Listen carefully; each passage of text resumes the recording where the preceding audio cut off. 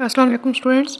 आज हम क्लास 9 की मैथ्स की एक्सरसाइज 1.2 इसमें क्वेश्चन नंबर 4 आज हम देखेंगे। क्वेश्चन नंबर 4 में हमसे पूछा जा रहा है कि कौन सी मैट्रिक्सेस हैं जो स्क्यू सिमेट्रिक हैं।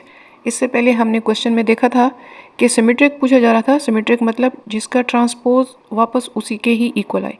स्क्यू सिमेट्रिक का मतलब ये है कि जिस मैट्रिक्स के बारे में पूछा जा रहा है इसका अगर हम ट्रांसपोज लें तो वो माइनस के इक्वल आए, यानी वही मैट्रिक्स ही आए और वो माइनस साइन के साथ हो, यानी कि उसका नेगेटिव ऑफ मैट्रिक्स हो। तो ऐसी मैट्रिक्स को स्क्यू सिमेट्रिक कहा जाता है। हम सॉल्यूशन स्टार्ट करते हैं। क्वेश्चन को पहले लिख लेंगे, उसकी तमाम एंट्रीज ट्रांसपोज बोथ साइड्स ले लेते हैं टी साइन पावर में। और जब ट्रांसपोज लिया जाता है तो स्टूडेंट्स हम जानते हैं कि रो को कॉलम बना दिया जाता है, फिर ये सेकंड रो को भी हम कॉलम बना देंगे। अब हम चेक करेंगे कि ये वापस उसी मैट्रिक्स ए के इक्वल है या नहीं, लेकिन नेगेटिव ऑफ ए के इक्वल होना चाहिए। तो नेगेटिव ऑफ ए वो कैसे हम चेक करेंगे, हम ए मैट्रिक्स का को नेगेटिव साइन के साथ मल्टीप्लाई करके देखते हैं।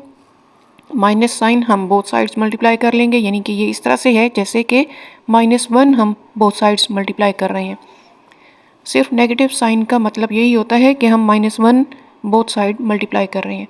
-1 अंदर हर एंट्री से मल्टीप्लाई हो जाएगा, तो ये जो मैट्रिक्स हमारे पास आ रही है ये बिल्कुल, ये देखिए -a मैट्रिक्स जो है वो हमारे पास A ट्रांसपोज के इक्वल आ गई। तो इसका मतलब है कि A मैट्रिक्स स्क्यू सिमेट्रिक है।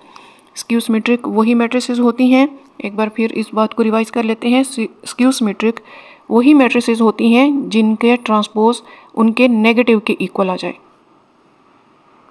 अब हम इसी फोर्थ क्वेश्चन के एक और पार्ट को कर लेते हैं। फोर्थ पार्ट को मैं देख लेती हूँ।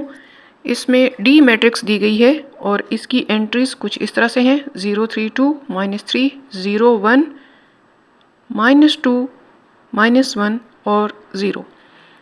हमें चाहिए negative of this matrix, negative of D.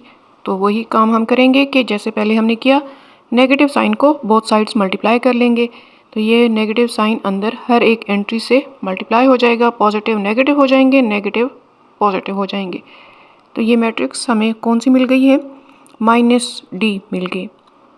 अब हम ट्रांसपोज ले लेते हैं और ट्रांसपोज को हम चेक करेंगे कि वो -d के इक्वल है या नहीं।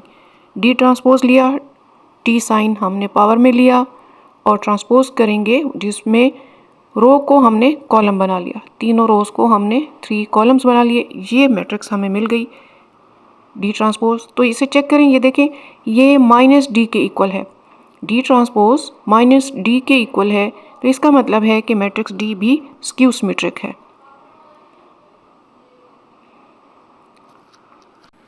हम ये लिख लेंगे, hence matrix D is skew symmetric. बाकी दोनों पार्ट्स स्टूडेंट्स आप करके मुझे कमेंट सेक्शन में बता दीजिए। ये आपकी बुक में है सेकंड पार्ट, बी मैट्रिक्स, ये स्क्यू सिमेट्रिक है या नहीं, और सी मैट्रिक्स। वीडियो अच्छी लगे तो लाइक कर लीजिए और आगे शेयर भी कर दीजिए।